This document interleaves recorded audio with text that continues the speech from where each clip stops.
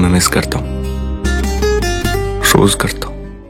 নমস্কার, ইটস মাজ্জা বাংলায় আপনাদের সকলকে স্বাগত। আজকে আমি এসেছি একটি ছবি রিভিউ নিয়ে। হ্যাঁ, নতুন ছবি ঠিক বলবো না, কারণ ছবিটি 2016 সালে ছবিটি রিলিজ করেছিল এবং এই মরশুমে, এখন তো ভালোবাসার মরশুম, প্রেম চারিদিকে, কি বলবো, love is in the air যেটাকে বলা যায়। তো সেই জায়গাতে ছবিটি রিলিজ করে গত সপ্তাহে, মানে এই ভালোবাসার মরশুমের সপ্তাহে। ছবিটির নাম হলো সনম তেরি কসম। সনম তেরি কসম, ও সনম তেরি কসম। 2016-তে এটা 5ই ফেব্রুয়ারি রিলিজ করেছিল এবং 2025-এ এটা 7ই ফেব্রুয়ারি রিলিজ করলো। ভালোবাসার মরশুমকে মাথায় রেখে তৈরি হয়েছে বহু ছবি, কিন্তু এই ছবি একটা অন্য মাত্রা এনে দিয়েছে সমস্ত প্রেমিক প্রেমিকাদের জীবনে। रोती हुई लड़कियों से दूर भागता हूँ, पर तुम जब रोती हो तो। প্রকৃত ভালোবাসা কাকে বলে? ভালোবাসা তো প্রথম ভালোবাসা, যেরকম ঠিক কেউ কাউকে ভুলতে পারে না, এবং এই ভালোবাসাটাকে যদি মনের সাথে আঁকড়ে ধরে রাখা যায়, তার থেকে বড় লাভ বা কি বলবো সাফল্য কিছু হতে পারে না। ভালোবাসাতে লাভ ক্ষতি হয় না, কিন্তু যে প্রকৃত অর্থ ভালোবাসা এবং যারা ভালোবাসে তাদের ভালোবাসা যদি সত্যি সত্যি একটা জায়গায় যায়, তাদের যদি মেল হয়, তাহলে তাদের থেকে খুশি মানুষ আর কেউ হতে পারে না। এই ছবির প্রেক্ষাপট অন্য কথা বলছে, সেটাতে পরে আসবো। প্রথমত, এই ছবিতে মুখ্য চরিত্রে অভিনয় করেছেন হর্ষবর্ধন রানে, মৌরা হোকেন, মুরলী শর্মা, বিজয় রাজ, অনুরাগ সিনহা, মনীষ চৌধুরী সহ অন্যান্যরা। এই ছবির সঙ্গীত পরিচালনা করেছেন হিমেশ রেশমিয়া। দীপক মুকুট এই ছবির প্রযোজক। এই ছবির পরিচালক এবং টোটাল স্ক্রিপ্ট এবং স্ক্রিন প্লে লিখেছেন যারা, তারা হচ্ছেন যুগলবন্দী, বিনয় সাপ্রু এবং রাধিকা রাও। প্রথমে আসি এই ছবির মূল প্রেক্ষাপটে। একটি ছেলে ইন্দার, বর্ধিষ্ঠ ফ্যামিলির ছেলে, খুবই বড়লোক বাড়ির ছেলে, কিন্তু তার বাবার ওপর রাগ করে সে আলাদা থাকে এবং তার গার্লফ্রেন্ডসের অভাব নেই, কারণ তাকে দেখতেও সেরকম, স্টাউট চেহারা, বেশ সুন্দর মাসেলস। তো এরকম একাধিক বান্ধবীদের সাথে দেখা যায় এবং তাকে মেয়েরা খুব পছন্দ করে, কিন্তু তার পছন্দের চাবিকাঠি তো অন্য জায়গায় গিয়ে ঠেকেছে। সে একটি ছিমছাম সাধারণ চাপোষা একজন মেয়েকে ভালোবাসতে শুরু করে, যেটা মনের মধ্যেই তিনি রেখে দেন। আস্তে আস্তে ক্রমশ দুতরফেরই ভালোবাসাটা হয়, কিন্তু কেউ কাউকে প্রকাশ করতে পারে না। আমি পুরো ঘটনাটা বলবো না, কারণ ঘটনাটা আপনারা দেখুন, না দেখলে এই আবেগ, এই সেন্টিমেন্ট আপনারা বুঝতে পারবেন না। ভালোবাসার যে একটা আলাদা সেন্টিমেন্ট হয়, এই ছবি কিন্তু বর্ণে বর্ণে বুঝিয়ে দিয়েছে।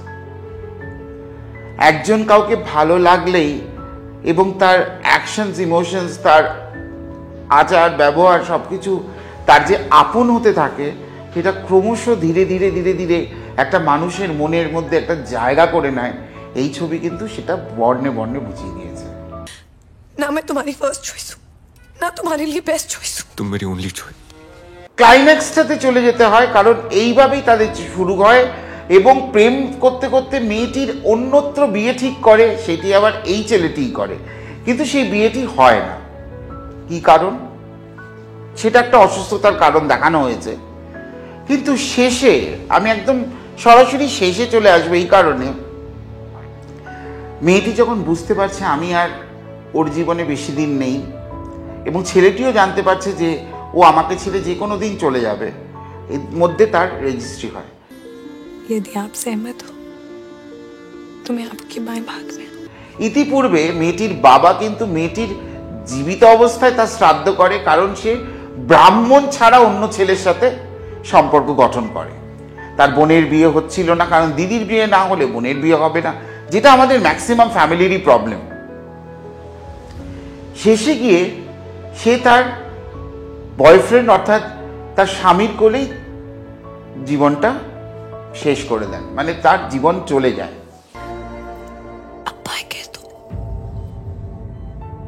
मैं वो কিন্তু এই যে চলে যাওয়া ছেলেটির জীবনে যে কতটা সহ্য ক্ষমতা বাড়িয়েছে, ছেলেটি যেভাবে রাফ অ্যান্ড টাফ ছিল, সে রীতিমতো বর্তমান দিনে একটি বড় উকিল এবং কোনো কেসই সে হারে না। তার এই প্রেমিকার স্মৃতিতে একটি গাছের সাথে তিনি কিন্তু কথা বলেন। तुम्हें मिस करता हूँ, रोज करता हूँ। এবং গাছের সাথে যে মানুষের একটা সম্পর্ক সেটা কিন্তু দেখানো হয়েছে, কারণ প্রেমিকার নামেই গাছ, গাছটির সাথে ছেলেটি কথা বলে, এইভাবে তাদের প্রেমটি অমর হয়ে থাকে। এই ছবি না দেখলে আপনাদের একটা বড় মিস হয়ে যাবে। সত্যি সত্যি যদি আপনি আপনার বয়ফ্রেন্ড বা আপনি আপনার গার্লফ্রেন্ড, সে দুই পক্ষকেই বলছি, যদি প্রকৃত অর্থে ভালোবাসেন, এই ভালোবাসার মরশুমে এই সুন্দর মিষ্টি ভালোবাসার ছবিটা একবার দেখে আসুন। কাছাকাছি কোনো প্রেক্ষাগৃহে গিয়ে টিকিট কেটে অবশ্যই দেখুন। একটা কথা বলছি, ছবিটা দেখলে ঠকবেন না, খুবই ভালো লাগবে। কিছুক্ষণের জন্য মনে হবে যে আপনি ছবিটার মধ্যে একটা পার্ট, যেটা আমার দেখে মনে হয়েছে। দেখুন, আমরা প্রত্যেকেই রক্তে মাংসে গড়া মানুষ, আমাদের ইমোশন, সেন্টিমেন্ট সবই রয়েছে। আমাদের কেউ জোরে কথা বললে আমাদের চোখের কোণা ভিজে আসে, আবার কেউ আনন্দের কোনো কথা বললে আমরা উৎফুল্লভাবে হেসে পড়ি। এই ছবি কিন্তু পুরোপুরি একটা সেন্টিমেন্ট নিয়ে চলেছে। এই সেন্টিমেন্টটা কিন্তু এই জায়গায় ধাক্কা দেয়। আপনারা যারা সত্যি সত্যি ভালোবাসেন, ভালোবাসার নামে ছলনা নয়, একদম প্রকৃত ভালোবাসেন, যেটা ভালোবাসা মানে একদম ভেতর থেকে, right from the core of the heart, তাদের এই ছবিটা অবশ্যই দেখা উচিত। नाना प्लीज ये शादी होने दो प्लीज। और मैं ना कर दूं तो? ছবির গানের কথায় আসি। ছবির মোটামুটি সবকটা গানই হিট, কিন্তু বেওয়াজা আর সনম তেরি কসম এই দুটো গান মানুষের মনে একটা বিশাল দাগ টেনে দিয়ে গেছে।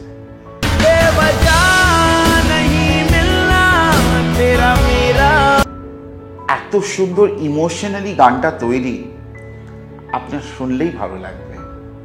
আপনারা অবশ্যই শুনুন। আর হিমেশ রেশমিয়া যে এই ধরনের মিউজিক ক্রিয়েট করতে পারে, মানে সেটা আমাদের ভাবা ছিল না। আমরা সবসময় দেখেছি যে বিভিন্ন রকম মিউজিক উনি ক্রিয়েট করেন, as well as he is a very good singer also. কিন্তু এই ছবিতে উনি গানও গেয়েছেন, কিন্তু অন্যান্য শিল্পীরাও গেয়েছেন, কিন্তু তার মাঝখানে এই দুটো গান, বেওয়াজা আর সনম তেরি কসমের গানের যে ছন্দ, মানে লিরিক্স এবং গানের যে টোন, এটা আপনার মনে দাগ কাটবেই কাটবে। सनम तेरी कसम ओ सनम तेरी कसम। এই ছবির লিরিসিস্ট হিমেশ রেশমিয়া নিজে এবং সমীর অঞ্জন।